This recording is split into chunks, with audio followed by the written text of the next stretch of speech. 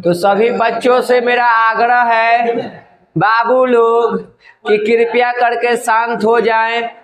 अब भुकुर भुकुर बंद करिए, क्लास पर ध्यान दे बाबू। 4 गो बिस्कुटे खा ले, हुए में पानी चाहिए।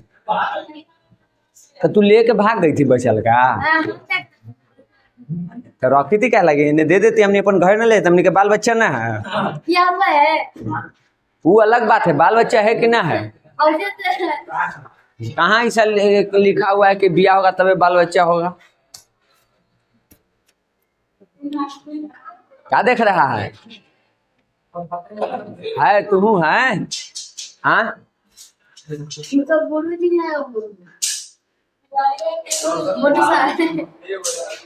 जिंदगी है। चले बात खत्म। क्लास पर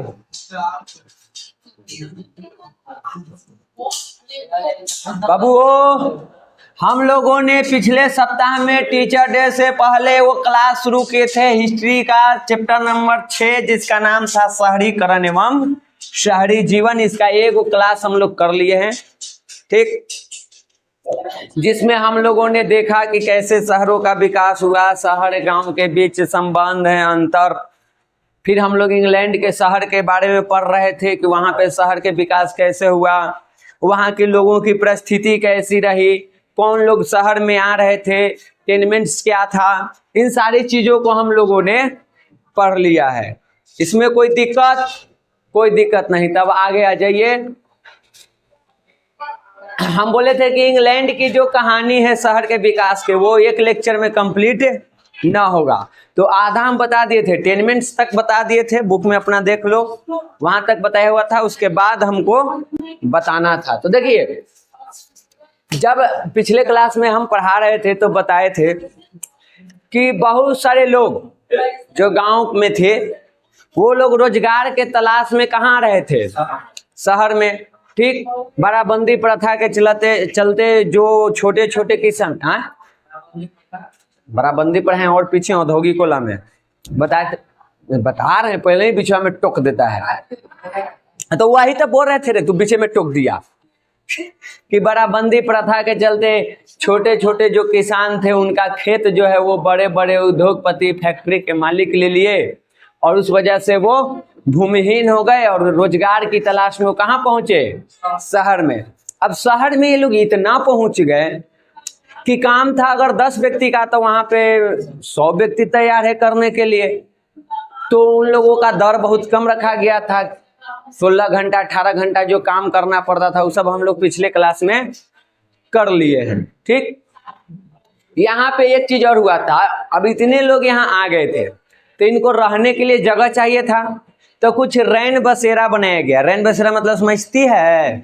रैन मतलब होता है रात, बसेरा मतलब रहना, रात के रहने के लिए। दिन भर तो इधर उधर भटक के कैसे रह लेगा, रात को कहीं तो स्थायी रहना है। तो रैन बसेरे बनवाए गए, और जो फैक्ट्री के मालिक थे वो ऐसे ऐसे घर बना रहे थे। मान लो जो उनके पास मजदूर है तो उनको रहने के लिए घर बनवा रहे थे, टेनमेंट्स जैसे। एक ही रूम में 10 गो 12 गो फ्लैट बना बना के ठूस ठूस के रखा जाता था। तो इन सब चीजों का विकास यहाँ पे हो रहा था। ये हम लोग पिछले क्लास में कर लिए हैं। अब देखिए यहाँ पे क्या हुआ, बहुत सारे शहरों में खैराती संस्थाओं और स्थानीय शासन की ओर से जारों में रैन बसेरों और अजनबी घरों की व्यवस्था की जाती थी। किताब में तुमको मिलेगा वो सब तस्वीर, ठीक, हम यहाँ नहीं डाले हैं। यहाँ पे का देखो सब बैठा हुआ है, अजनबी घर, यानी एक ऐसा घर, जैसे हम नहीं समझो ऐसे कि हम लोग धर्मशाला में कैसे जाते हैं, तो धर्मशाला में जाते हैं तो क्या एक दूसरे को जानते रहते हैं, अलग अलग से लोग जब वहां पे आते हैं तो एक जगह एकत्रित होते हैं।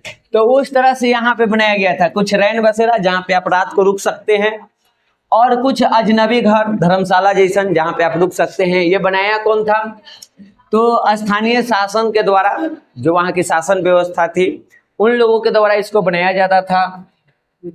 और जो गरीब व्यक्ति थे वो भोजन और ठंड में, उस ठंड से बचने के लिए, थोड़ी गर्माहट के लिए, थोड़ा अपना आराम करने के लिए, छत के नीचे आराम से सोने के लिए, इन सब आशाओं के साथ इन जगहों पे क्या होते थे, एकत्रित होते थे। यानी एक तरह से बढ़िया समझना है तो हम लोग धर्मशाला देखे हैं, धर्मशाला को केंद्र में रख के चलो कि हम लोग कहीं जाते हैं घूमने फिरने, तब धर्मशाले में क्यों जाते हैं? भर दिन तो कहीं रहे, शाम को रात होते ही हम लोग धर्मशाला ढूंढने लगते हैं। क्यों? रहने के लिए, बेहतर नींद लेने के लिए, हो सकता है कई जगहों पे भोजन वगैरह भी मिल जाता है, तो उन सब चीज़ों के लिए तो ये करते थे। शहर की बात करो तो शहर में दो चीज़ें चल रही थी। एक तरफ शहर एकदम संपन्न था, यानी अमीरों की बस्ती, बड़े बड़े ऊंचे ऊंचे वहाँ पे बिल्डिंग्स हैं, तो दूसरी ओर गरीबी थी। ये आज भी देखने को मिल जाता है। एक तरफ हम लोगों का मुंबई शहर है जो भारत को विकसित होने का प्रमाण देता है कि विकसित कर रहा है, तो दूसरी तरफ वहीं पे धारावी नाम के एक तुमको वो क्या कहते हैं, अरे जगह तो का कुछ कहा जाता है, कभी को ये याद होता है तो भूल जाते हैं, वो याद होता है तो ये भूल जाते हैं। तो जो धारावी जगह है वो पूरे तरह से तुमको मतलब कि हाँ स्लम पे है। स्लम मतलब समझती है, वही स्टेटमेंट जो बताए है ना उसी के जैसा। तो एक तरफ हमने के विकसित मुंबई है, तो उसी के बगल में एक स्लम भी है जिसका नाम है धारावी। भर भर के लोग वहाँ पे, ये जो पिक्चर देख रही है ना बुक में, इस तरह से मतलब ठीक से मतलब उसमें जाने के लिए रास्ता भी नहीं होता है। उसको अगर थोड़ा सा अपना एरिया में देखो तो एक तरफ पटना है, एक तरफ सचिवालय हॉल्ट है, इतना से समझ जाओ। अगर सचिवालय हॉल्ट गए हो कभी तब समझ गया। तो एक तरफ अमीरी है तो दूसरी तरफ गरीबी है।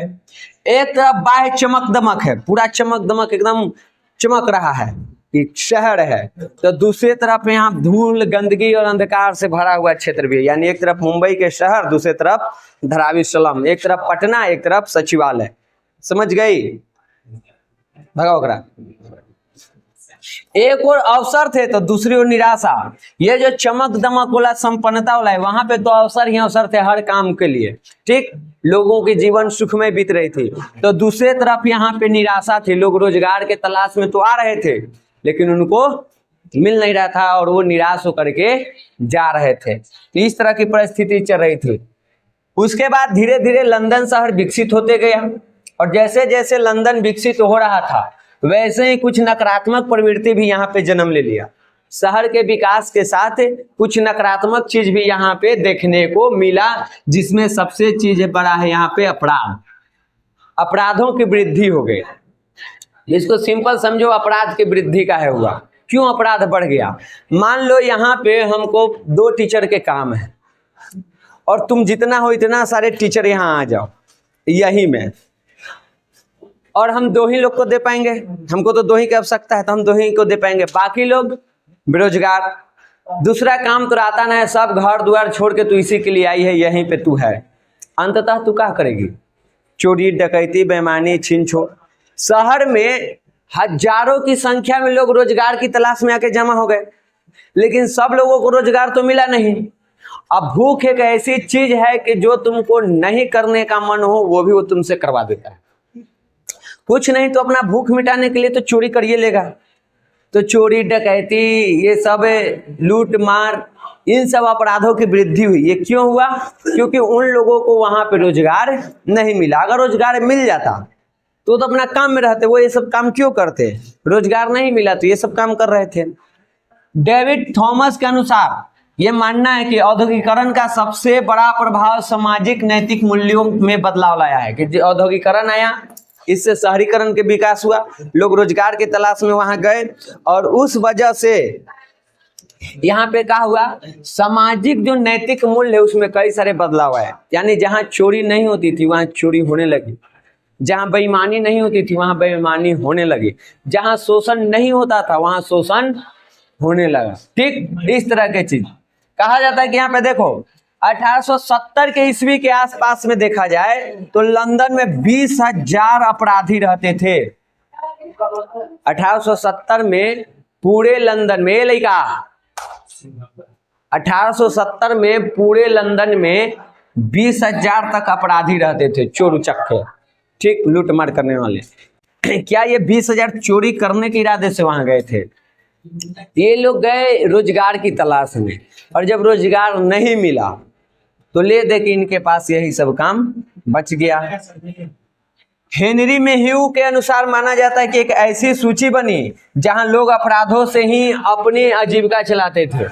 यानी यहाँ पे हेनरी मेह्यू नाम के एक व्यक्ति है जिसका मानना है, जिसको कहना है कि एक लिस्ट बनाया गया ऐसे लोगों का जिनका जीवन ही चलता था क्या चीज से? चोरी से। अगर वो चोरी ना करे तो रात को उसको खाने के भी लाले पड़ जाए। यानी चोरी करेगा तो खाएगा, नहीं चोरी करेगा तो खाना भी नहीं मिलेगा, तो मजबूरी में करना ही पड़ेगा। चोरी तो गाँव में चोरी ऐसे ना हुआ है, कौची के करेगा, गहना पहन ले रहे वो छीन लेगा, पैसा छीन लेगा, कुछ भी छीन सकता है। करे कौची चोरी होता है? नाक में पहन लेना है, नाक के सीधे खींच देगा, ये 200-400 होगा। एक बार हम सूरज आ रहे थे दवा लेके यहाँ से कंकड़बाग। सूरज का एकदम नया फोन था, लग रहा है कि 10 दिन हुआ था लिए हुए। ऐसे करके बतियाते आ रहा था और उन्हें से बाइक को लाया तो हमारा ऐसे मुँह देख कैसे करा है, अरे लिखा रे, अब मोल वाले तो भाग रे, बोले रे पगला तो भागल तो हल्ला कर तो हमारा गई थे। और वो सब धरा है बोला वो गलिए गलिए गलिए खाना भी गली तो उल्टी हमनिए के बोले लगल, कल सबके मिली भगत है। वो रिपोर्ट ना लिख रहा है कि इसका चोरी होगा, वो कहते कि तू काहे 10,000 के 20,000 के मोबाइल तू ले ले, हाल है, अरे हमारी पैसा तो हम ले ली। मतलब कि सीधा बात है, तो घर में चोरी हो गया, मान लो गहना रख ले, रुपया रख ले है, तो पुलिस आएगी तो ही ना कहेगी कि चोरी हो गया इसका जांच करना, कहे काहे तू घर में तब पैसा गहना रख ले हले तो कहाँ रखते तो कहिया लेते 10,000 के मोबाइल कहिया ले। ये वही बात हो गई कि कोई गोली मार दे तो पूछता पुलिस आए कहता ना कि तो गोलियां चलाई चली तो तू सामने काहे अली, घर में रहते हैं तू जानी चले तू बंदूक ले ले है, गोली चलाती तो तू बाहर काहे आए, तू घर में रहते हैं कि तू गोली के सामने ले, तोर गलती हो। कहली कि आओ पैसा वैसा ले लेते हो, कर तो कुछ ना त्याग दे चल जाए, भर रास्ता खाई तैली, कहली खाए जाए पहले चोरी वही गलता खाइल पिल जाए आए का। चलिए आगे देखिए, अभी क्लास में 1861 की जनगणना में बताया गया कि घरेलू नौकरों की संख्या में बहुत ज्यादा वृद्धि होने लगी थी। यानी लोगों को जब काम नहीं मिल रहा था तो घर में नौकर चाकर भी बन के काम कर रहे थे, और जिनको वो भी नहीं मिल रहा था तो वो चोरी डकैती कर रहे थे। इन नौकरों में महिलाओं की संख्या सबसे ज्यादा थी। ठीक, मजदूरों की संख्या में भी लंदन में क्या हो रहा था, वृद्धि हो रहा था। ठीक आए, हाँ जी आगे देखिए 1870 में अनिवार्य प्राथमिक शिक्षा कानून लागू किया गया। ये आप अंडरलाइन कर लीजिए। 1870 में अनिवार्य प्राथमिक शिक्षा कानून लागू किया गया और 1902 से लाया गया। उसके बाद 1902 से इसको लागू किया गया। एक मिनट हम ही कंफ्यूज हो जा रहे हैं, बोले नाम तो बोल रहे हैं।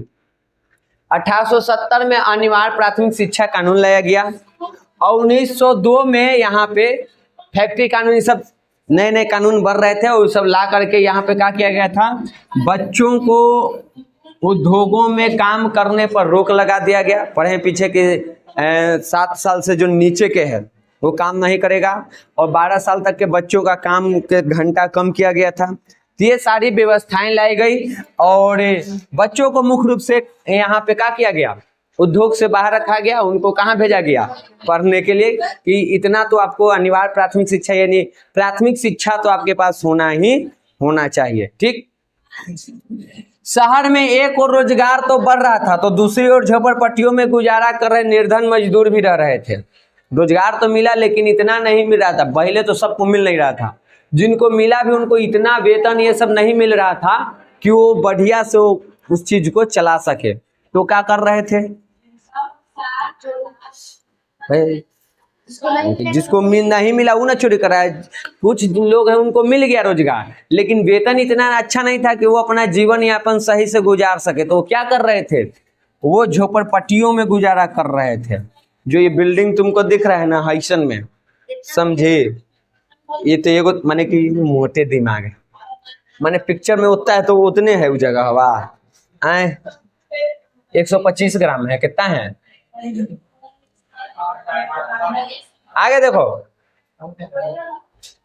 शहर के गरीबों के लिए आवास की सुविधा कराने की व्यवस्था किया जाने लगा। इन लोगों के लिए क्या किया गया, आवास बनाया जाने लगा, घर बनाया जाने लगा। एक कमरे वाले मकानों को जन स्वास्थ्य के लिए खतरा माना गया।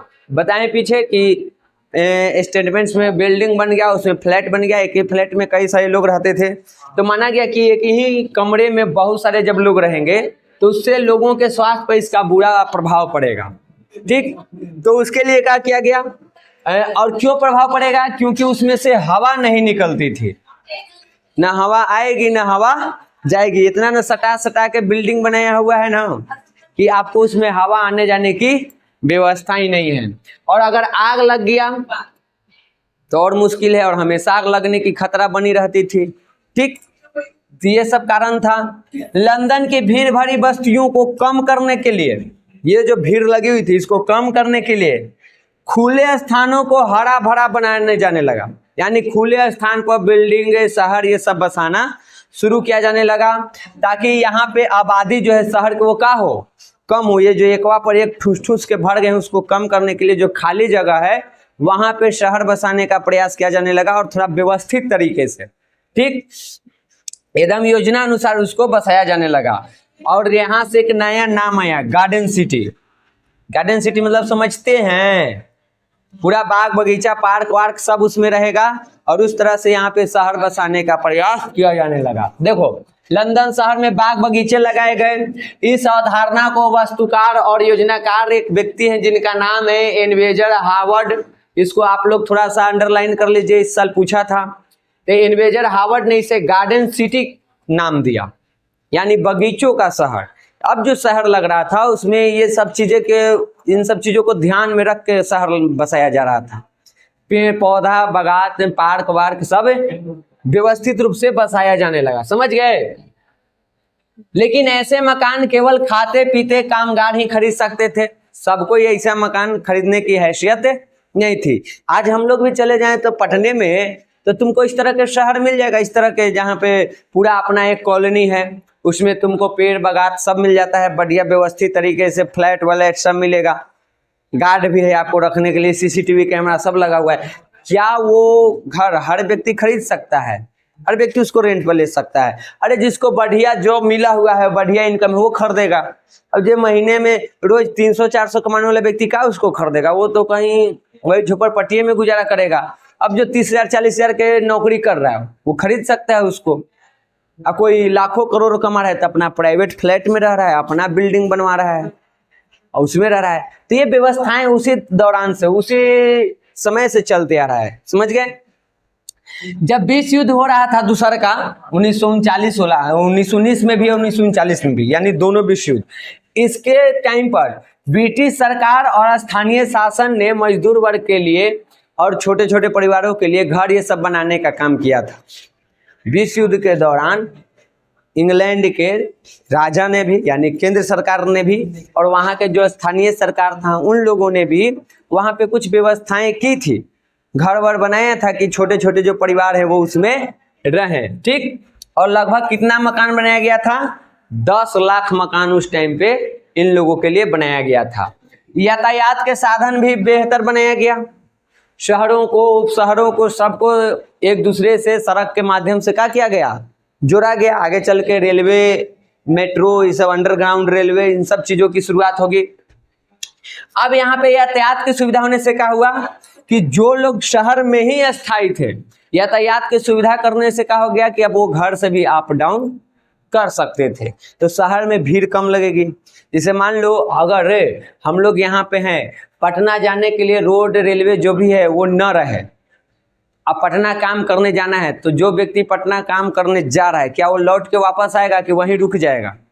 रुक जाएगा कि रोज आना जाना बहुत परेशानी है। लेकिन यातायात की सुविधा इतना बेहतर है कि लोग क्या करता है, रोज अपना घरे से लंच बॉक्स उठाता है, चल देता है, फिर चल आता है, अपना कमा के नहीं भी मिला तो लौट आया, कोई दिक्कत नहीं है, अपना घरे आ गया।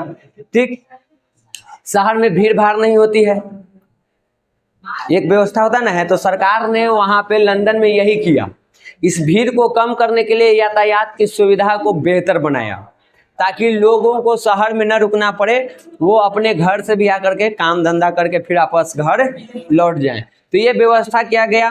कर्मचारियों को बड़ी संख्या में कार्यस्थल तक इसके माध्यम से पहुंचाया जाने लगा। उसके बाद जन स्वास्थ्य, स्वच्छता, जन सुरक्षा, पुलिस की आवश्यकता भी महसूस की गई, इनकी भी व्यवस्था की गई। फिर आगे चल के लंदन में भूमिगत रेलवे की शुरुआत की गई। भूमिगत रेलवे का मतलब समझते हो, जमीन के अंदर। इससे क्या हो गया कि जमीन के अंदर ट्रेन चल रही है, ऊपर बिल्डिंग बन गया, क्या दिक्कत है, तरह तरह चलिए। अब जैसे मान लो जहां जहां से है ना रेलवे लाइन बिछल है, अब मान लो बिहटा से पटना तक लो, अगर ये रेलवे लाइन को जमीन के अंदर कर दिया जाए तो ऊपर सड़क बना सकते हैं, बिल्डिंग भी बना सकते हैं, कोई दिक्कत नहीं है। ठीक, अब जहाँ पे मेट्रो ये सब हमने के बिछा है तो जमीन के अंदर है, तो ऊपर कुछ नहीं है, ऊपर सड़क बना देता है, मुख्य रूप से वो सड़कें बना देता है। चलो, तो अब जो कन्हौली बिहटा, जो बिहटा पटना के जो मेन रोड है वो बोला, उसके जगह इसी पर रोड बन सकता था। दोनों को समझो, कन्हौली से जो गया हुआ है दानापुर रोड देखा है, ठीक, और रेलवे लाइन भी देखा है। अब मान लो रेलवे लाइन के अंदर कर दिया जाए, अंडरग्राउंड, और वो सड़क को उसको ऊपर बना देता, तो जितना दूर वो सड़क बना है, जितना जमीन उसमें बर्बाद हुआ है, वो तो बच जाता। यही चीज यहाँ किया गया। लंदन में भूमिगत रेलवे की शुरुआत की गई और इसके माध्यम से भी आवास की समस्या को हल करने का प्रयास किया गया कि नीचे बना देते हैं, ऊपर अपना घर उर बना रहेगा, क्या दिक्कत है, तरह तरह जाते रहेगा। अब मान लो ये हमने के मेन फ्लोर रहा था, इसके नीचे ट्रेन जा रही है, तो का लेना देना है हमरा, हम तो ऊपर अपन काम कर रहे हैं, ट्रेन अपन अंदर अंदर जा रही है। तो इस तरह की व्यवस्था की गई और इसके माध्यम से भी, भूमिगत रेलवे के माध्यम से भी लोगों को शहर के इस ओर से उस ओर पहुंचाने का काम किया जाने लगा। यानी यहाँ यातायात की सुविधा व्यवस्थित की गई। और यहाँ पे आप लोग इसको याद रखिएगा, दुनिया में सबसे पहले भूमिगत रेल की शुरुआत इंग्लैंड में हुआ था। कब हुआ था? तो 10 जनवरी 1863 ईस्वी को। हाँ, सबसे पहले भूमिगत रेलवे कहाँ से कहाँ चला था? तो लंदन में एक शहर है जिसका नाम है पेंडिगल, तो पेंडिगल से कैरिंगटन स्ट्रीट, इसको अंडरलाइन कर लेना। दुनिया का पहला भूमिगत रेलवे की शुरुआत 10 जनवरी 1863 को लंदन के दो शहरों के बीच, दोनों शहर के नाम है पेंडिगल और कैरिंगटन स्ट्रीट, इसके बीच चलाया गया था। ठीक, यहीं पे शुरुआत हुई थी और पहले दिन ही लगभग 10,000 यात्री इससे सफर किए थे। समझ गई? यहाँ तक क्लियर? तो ये आप लोग अंडरलाइन रखिए। भूमिगत रेलवे की शुरुआत सबसे पहले कहाँ? लंदन में। कब? 10 जनवरी 1863 में। कहाँ से कहाँ? तो पेंडिगल से कैरिंगटन स्ट्रीट तक। उसके बाद 1880 आते आते 63 से 80 के बीच में देखो तो भूमिगत रेलवे के नेटवर्क को बहुत फैलाया गया, इसका विस्तार किया गया और उसके बाद यहाँ पे लगभग हर वर्ष 4 करोड़ लोग इसके माध्यम से यात्रा करते थे। कितना? 4 करोड़ लोग 1880 आते आते। अब इतना लोग जो सफर कर रहे थे, अब तो ये बच गए स्थायी एक जगह रहने से, आराम से गए, काम किए, आराम से चले आए। तो ये व्यवस्था शुरू हुई। चार्ल्स डिकेंस ने 1848 में लिखा है कि भूमिगत रेलवे सफल बनाने के लिए मकान गिराए गए, सड़कें बंद की गई और लंदन के गरीबों को बड़ी संख्या में उजाड़ा गया था। अब तो यहाँ पे तो नियम है उत्पादन के, नया चीज बनाने के लिए पुराने चीज को नष्ट करना पड़ता है। अब जैसे मान लो कि सुविधा दिया भूमिगत रेलवे, लेकिन उसके पहले कुछ नुकसान भी हुआ। अब नक्शा तैयार हुआ कि इस रास्ते से हमको लेकर के जाना है और उस रास्ते में जो भी झोपड़पट्टी आया, गांव आया, शहर जो भी आया, उसको क्या किया गया? तोड़ा गया। अभी हम लोगों को बिहटा से दानापुर वाला जो रोड बन रहा है, तो रोड पास हुआ। अब वो रोड पास होने से अब और चौड़ा हो जाएगा, तो सुविधा ज़्यादा हो जाएगा, आराम से जाएंगे, जाम वाम नहीं लगेगा। ठीक है, बढ़िया है। लेकिन क्या उसमें नुकसान नहीं हुआ है? उस सड़क के किनारे जितने भी बिल्डिंग्स थे उन सबको क्या कर दिया गया? तोड़ दिया गया है। एकदम दानापुर स्टेशन तक देखो तो सब तोड़ ताड़ के बराबर कैल है। ठीक, तो तोड़ के ही बनाया गया है। तो उसी तरह से यहाँ पे भी जब भूमिगत रेलवे की शुरुआत की गई थी तो मकानों को गिराया गया था, कई सारे सड़क बंद करने पड़ गए थे, क्योंकि उसमें क्या हुआ, पहले रोड पास हुआ, रेलवे पास हुआ था, पहले रेलवे निकाला जाएगा। ठीक, गरीबों के घर को तोड़ा गया, गरीबों को उजाड़ा गया था। तो इस तरह की चीजें हुई थी। 20वीं शताब्दी के आने तक न्यूयॉर्क, ये तो हम लोग अपना लंदन इंग्लैंड पर है, उसके अलावा देखो न्यूयॉर्क कहाँ है? अमेरिका में। तो न्यूयॉर्क, टोक्यो, शिकागो जैसे बड़े बड़े, वही तोरा पूछना है। ठीक, तो देखो न्यूयॉर्क, टोक्यो और शिकागो जैसे बड़े बड़े जो महानगर हैं वहां पे भी इस तरह की व्यवस्थाएं की गई। उन शहरों में भी इसका विकास किया गया। देखे ला, हाँ, तो अभी मेट्रो ट्रेन बनी थी पटना, जाके देख। खाली पुले पर थोड़े है, अंदरों है। मेट्रो हमेशा एक दिशा न बनता है, कहीं अंदर रहेगा, कहीं बराबर रहेगा, कहीं शहर के ऊपर ऊपर रहेगा, कहूँ रह सकता है। आगे देखिए, सामाजिक बदलाव और शहरी जीवन। हम पीछे क्लास में आप लोगों को बताए हैं कि शहरों का सामाजिक जीवन आधुनिकता के साथ जुड़ा रहता है। ठीक, जहां पे आधुनिकता आता है वहीं पे शहर होता है, या जहां पे शहर होता है वहीं पे आधुनिकता होता है। दोनों एक दूसरे से जुड़े रहते हैं। शहरों को आधुनिक व्यक्ति का प्रभाव क्षेत्र माना जाता है। जितने भी आधुनिक व्यक्ति हैं वो गांव में नहीं, कहाँ मिलेंगे आपको? मुख्य रूप से वो शहर में मिलेंगे। अब देखिए यहाँ पे सघन जनसंख्या एक और कुछ व्यक्तियों को अवसर प्राप्त कराता है, तो दूसरी तरफ समूह पहचान के सिद्धांत को भी आगे बढ़ाता है। आप शहर में जाइएगा तो शहर में जनसंख्या बहुत ज्यादा हो जाता है। सघन मतलब एकदम घना। तो उस घने जनसंख्या में दो चीज होता है। एक और हम लोग जो वहां पे घने रूप से इकट्ठा होते हैं, एक भीड़ बन के इकट्ठा होते हैं, क्यों? अवसर के तलाश में, रोजगार की तलाश में। तो एक तरफ तो ये हमको अवसर देता है, यानी काम देता है, रोजगार देता है। दूसरी तरफ एक चीज और करता है, वो सामूहिक पहचान के सिद्धांत को भी आगे बढ़ाता है। हम लोग यहाँ से मुंबई जाएं तो मुंबई क्या हम ही लोग जा रहे हैं? पूरे भारत से लोग आ रहे हैं। लेकिन तुम वहां पे देखोगे तो दो चीज हो रही है। मुंबई जाने का पहला जो कारण है वो इसलिए लोग जा रहे हैं ताकि वहां पे रोजगार हमको मिल जाए। ठीक, लेकिन वहां पे एक चीज और होगा, जितने भी बिहारी होंगे वो क्या हो जाएंगे? एक जगह हो जाएंगे, एकत्रित हो जाएंगे, आसपास में रहेंगे। जितने भी गुजराती होंगे वो एक जगह हो जाएंगे, बंगाली सब एक जगह हो जाएगा। इस तरह से हो जाता है। तो एक सामूहिक पहचान वहां पे बना लेता है कि बिहारी सब एक जगह हो गया।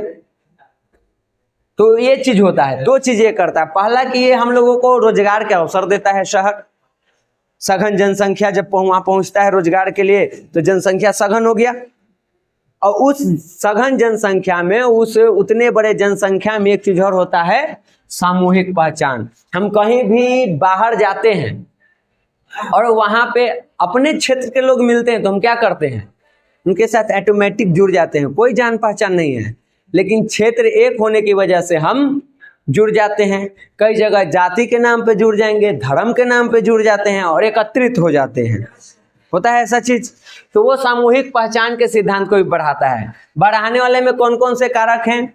तुमको जाति हो सकता है, धर्म हो सकता है, आपका राज्य हो सकता है, क्षेत्र हो सकता है। तो ये सब चीजें जो है वो आपको क्या करता है? एकत्रित करता है। कहीं पे हम धर्म के नाम पर एकत्रित हो जाते हैं कि हम सभी हिंदू हैं तो एक जगह रहेंगे, भले अलग अलग जगह से आए हैं। तो कहीं पे आप यहाँ पे जाति के नाम पर एक हो जाइएगा कि हम लोग एक ही जात के हैं तो एक जगह हो जाते हैं। कहीं पे आप राज्य के नाम पे कि हम लोग एक ही प्रांत से बिलोंग करते हैं तो हम लोग एक ही जगह रहेंगे। तो इस तरह की कई सारी चीजें हैं जो सामूहिक पहचान को आगे बढ़ाता है, और ये कहाँ होता है? शहर में। ठीक, गांव में ये सब चीजें देखने को नहीं मिलती। ये सब चीज कहाँ देखने को मिलेगी? अरे कहाँ देखने को मिलेगा जी? सब मरल नियर कैले है ना का केकवा पचल हो सके।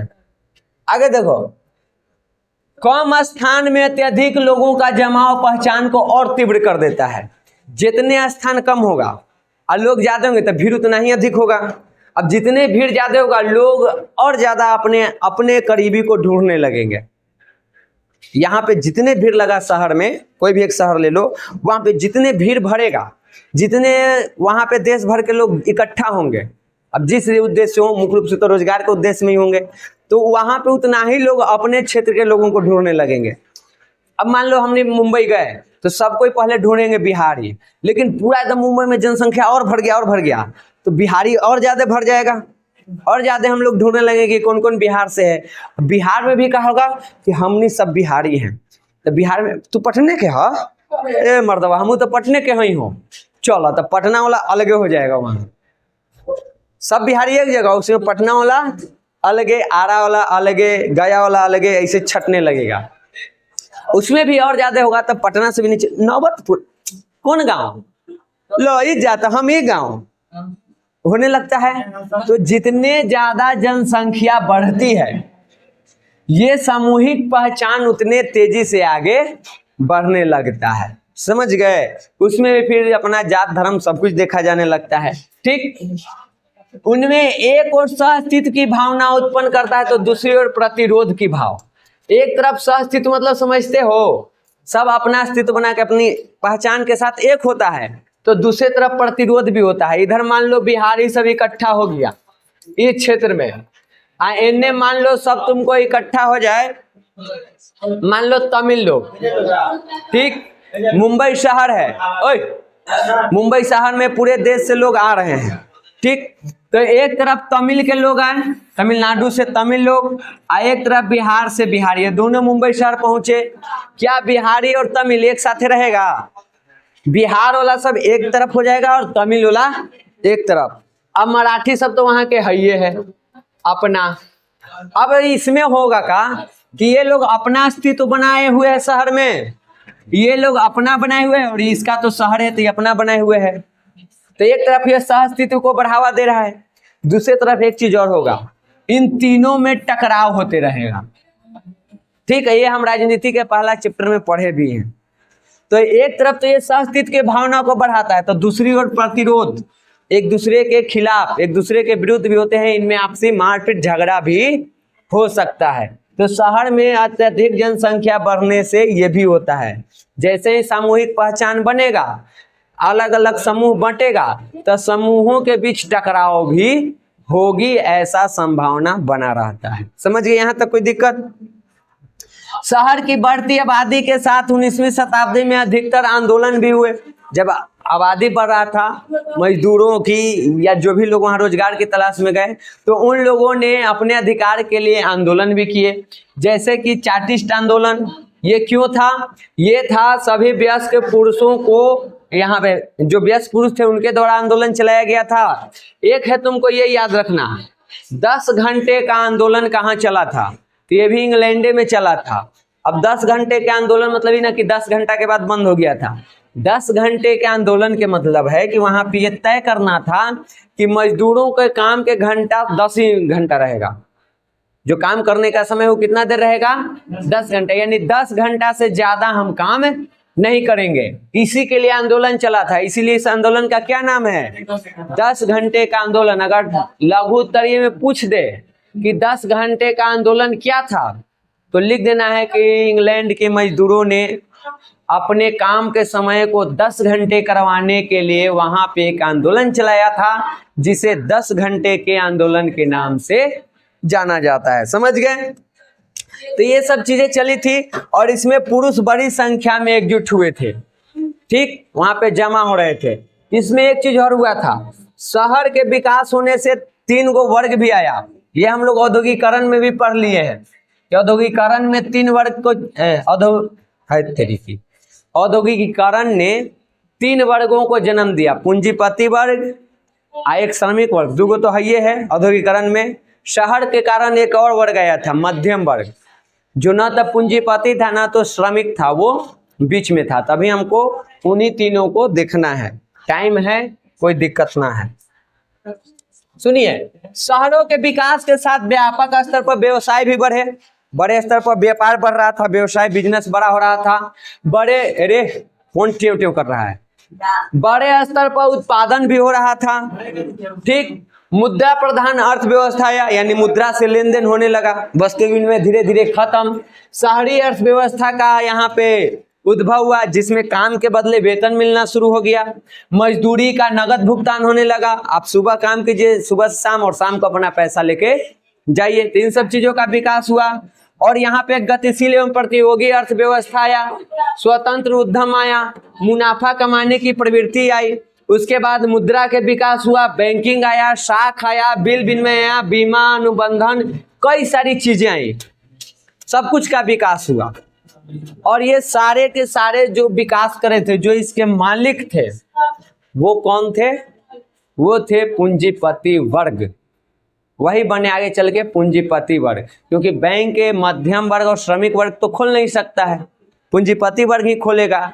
उत्पादन करने के काम, फैक्ट्री लगाने के काम, उद्योग लगाने के काम एक श्रमिक और मध्यम वर्ग तो कर नहीं सकता है, वो पूंजीपति वर्ग ही होगा। या मान लो हम मध्यम वर्ग थे, छोटा सा अपना उद्योग लगाए, धीरे धीरे विकसित हुआ। जैसे ही मेरा उद्योग बड़ा होगा, हम मध्यम वर्ग से कहाँ चले जाएंगे? पूंजीपति वर्ग में चले जाएंगे। तो इस तरह से इन चीजों का, शहर के विकास के साथ इन चीजों का विकास हुआ। और इन चीजों के विकास होने से एक नया वर्ग का विकास हुआ, नया वर्ग का जन्म हुआ, जिसका नाम है पूंजीपति वर्ग। यहां तक कोई दिक्कत? आगे देखिए, मध्यम वर्ग। ये कौन थे? उसी शहर में एक और वर्ग का उद्भव हुआ। ये वो वर्ग था जो काम तो अलग अलग करता था, लेकिन इन लोगों का कमाई लगभग एक समान था। भले काम अलग अलग है, कोई वकील है तो कोई टीचर है तो कोई सेना में है, अलग अलग है, लेकिन इन लोगों का वेतन लगभग एक समान था, आय एक समान था। इसलिए इन लोगों को एक साथ क्या कहा गया? मध्यम वर्ग। देखो, शहरों के उद्भव ने मध्यम वर्ग को भी यहाँ पे शक्तिशाली बनाया था। एक नए शिक्षित वर्ग का उद्भव हुआ था, जिसे हम मध्यम वर्ग कहेंगे। ठीक, ये लोग पढ़े लिखे थे लेकिन पूंजीपति नहीं थे। श्रमिक मुख्य रूप से अनपढ़ होते थे, अशिक्षित होते थे। तो ये लोग पढ़े लिखे थे और अलग अलग काम करते थे।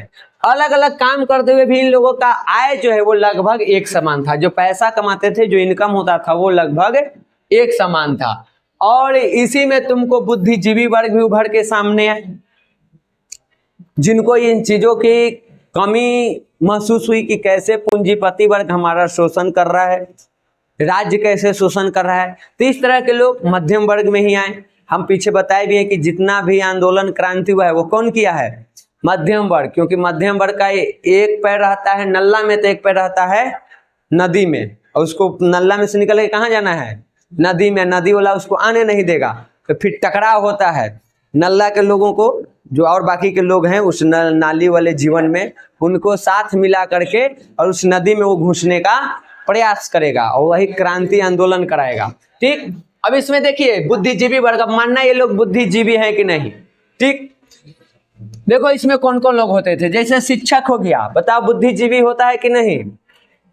वकील, चिकित्सक, इंजीनियर, चिकित्सक मतलब डॉक्टर, इंजीनियर, क्लर्क, अकाउंटेंट से, ये सभी लोग बुद्धिजीवी वर्ग में आते हैं, या कहो कि मध्यम वर्ग में आते हैं। भले इन लोगों का काम अलग अलग है, लेकिन इनकम देखो तो लगभग सबका एक समान है। ये ना तो पूंजीपति वर्ग जितना अमीर है और ना तो श्रमिक वर्ग जितना गरीब है, ये बीचे बीच में, इसलिए इनको क्या कहा जाता है? मध्यम वर्ग कहा जाता है। तो यहाँ पे शहरीकरण के विकास होने से, शहरों के विकास होने से इस वर्ग का भी विकास हुआ। ये भी थोड़ा सशक्त बना, थोड़ा शक्तिशाली बना। और अंतिम था तुमको कौन? श्रमिक वर्ग। आधुनिक शहर में जो औद्योगिकरण का विकास हुआ, तो शहर का भी विकास हुआ। तो शहर के विकास में एक और पूंजीपति वर्ग का जन्म हुआ, तो दूसरी ओर एक और वर्ग आया, कौन? श्रमिक। पूंजीपति वर्ग वो था जो उद्योग लगाता था, पूंजी लगाता था, उत्पादन करवाता था। श्रमिक वो है जो उसमें काम करता था और उत्पादन करता था। ठीक, तो इन दोनों का जन्म हुआ।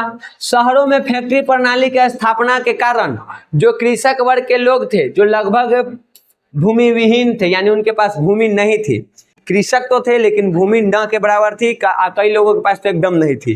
तो वे लोग रोजगार के तलाश में कहाँ आ गए थे? वो आ गए शहर में।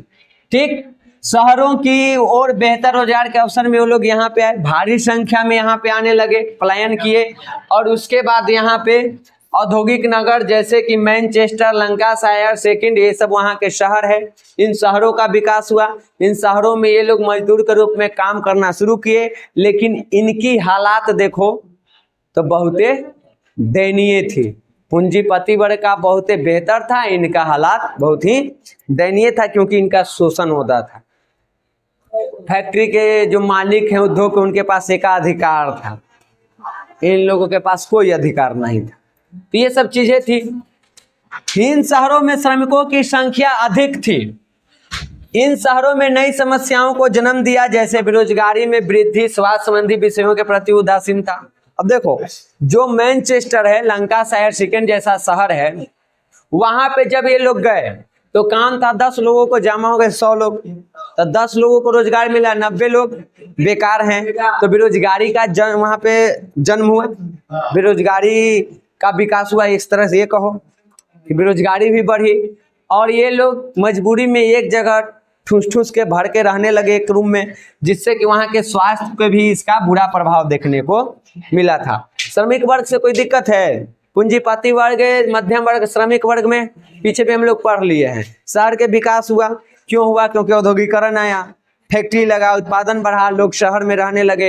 एक तरफ पूंजीपति वर्ग आया, एक तरफ उस फैक्ट्री में काम करने वाले या बाकी के जो डॉक्टर, इंजीनियर ये लोग थे, वो लोग मध्यम वर्ग में आ गए, और एक उसमें काम करने वाले जो मजदूर थे वो श्रमिक वर्ग में आ गए। ऐसे करके इसका भी विकास हुआ। उसके बाद इंग्लैंड में 1825 में सरकार को मजदूरों के वेतन बढ़ाने और काम के घंटे कम करवाने के लिए यहाँ पे कुछ नियम कानून लाना पड़ गया था। ठीक, उनका ये जो मांग था मजदूरों का, क्योंकि हालात बहुत दयनीय होते जा रही थी, बेरोजगारी थी, और जो लोग रोजगार में थे उनसे भी 16 घंटा 18 घंटा काम करवाया जा रहा था। तो उस चीज से बचने के लिए इन लोगों ने संगठन बना करके सरकार के ऊपर दबाव डाला कि काम के घंटा कम कीजिए, वेतन में वृद्धि कीजिए। और 1825 में इंग्लैंड के सरकार को ये चीज मानना पड़ा, नियम बनाना पड़ा। लेकिन नियम सिर्फ बना, लागू नहीं हुआ, माना नहीं गया। और नियम बनने के बाद भी उसका सही से पालन न होने के कारण श्रमिक मजदूरों के स्थिति में कोई सुधार नहीं हुआ।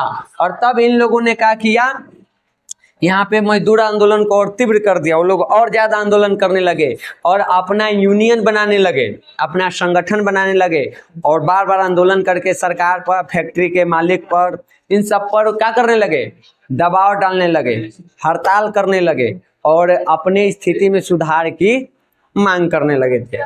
तो आज तुमको इतना ही था। 3 गो पॉइंट छूट गया है जो हम एक जगह लिखे हैं। वो 3 पॉइंट ये है। अगर तुमसे पूछा जाए कि व्यक्तिवाद क्या है, तो बता देना है कि वह सिद्धांत जिसमें समुदाय की नहीं बल्कि व्यक्ति की स्वतंत्रता और अधिकार को स्वीकार किया जाता है, व्यक्तिवाद कहलाता है। से मान लो यहाँ पे हम लोग इतने लोग हैं, तो मिलकर एक समुदाय बनाए, इसमें आप सभी के अधिकारों की बात ना हो, सिर्फ मेरे अधिकार की बात हो, तो ये क्या हो गया, व्यक्तिवाद का सिद्धांत। यहाँ सबके अधिकार की बात नहीं हो रही है, सिर्फ और सिर्फ मेरे अधिकार की बात हो रहा है। तो ये व्यक्तिवाद का सिद्धांत है। ये तुमको लघुत्तरीय के लिए इंपॉर्टेंट है।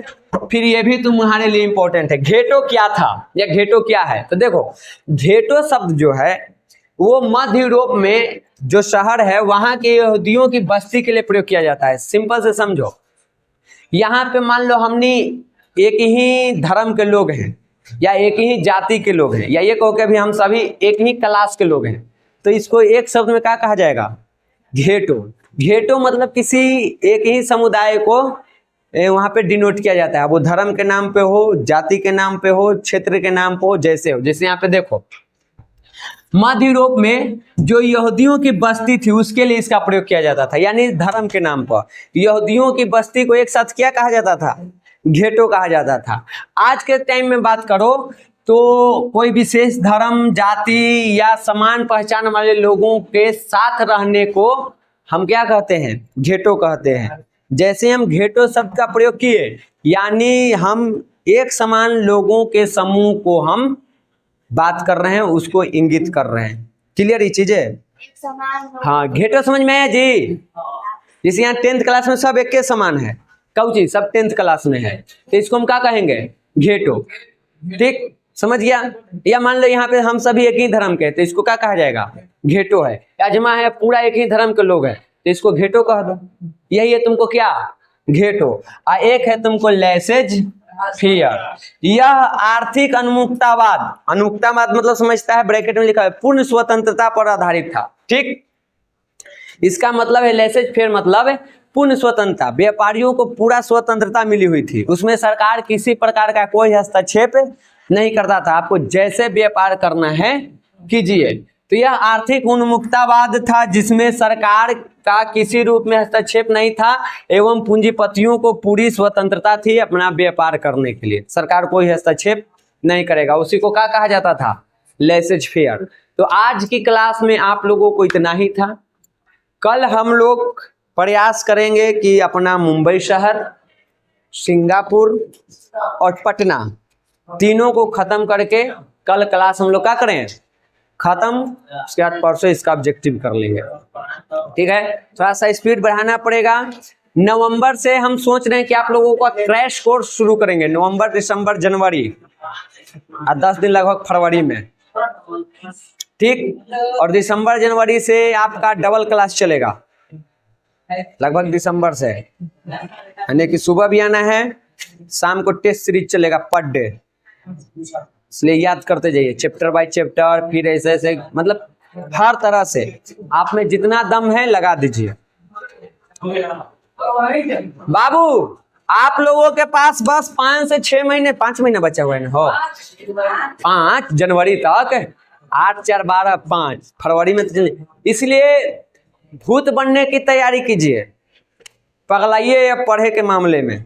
जैसे जैसे एग्जाम नजदीक आए इस पे न्यौछावर हो जाइए, फिर 11th में आराम आराम से पढ़िएगा। ठीक है।